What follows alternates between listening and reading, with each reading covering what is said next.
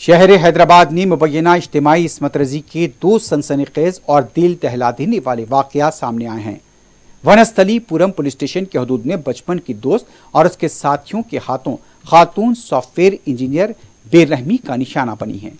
بتایا گیا ہے کہ ملازمت ملنے پر ایک ریسٹورنٹ اور ہوٹل میں پارٹی کا اہتمام کیا گیا تھا۔ اس دوران متاثرہ لڑکی کے بچپن کے دوست گوتم ریڈی اور اس کے ساتھیوں نے ہوٹل کے کمرے میں لے جا کر خاتون کی اجتماعی عصمت رزی کی۔ متاثرہ خاتون کی شکایت پر پولیس نے کیس درج کیا ہے۔ پتہ چلا ہے کہ ونستھلی پورم کے ایک ہوٹل میں اس پارٹی کا اہتمام کیا گیا تھا۔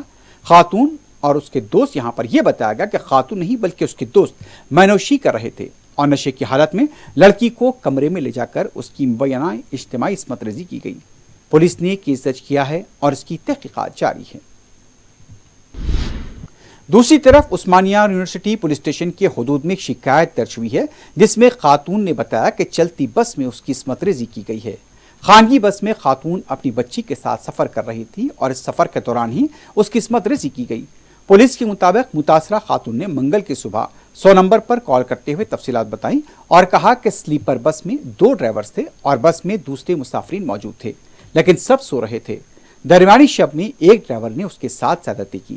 یہ بس نرمل سے پرکاشم جا رہی تھی جبکہ خاتون نے عثمانیہ یونیورسٹی پولیس اسٹیشن میں شکایت درج کرائی ہے۔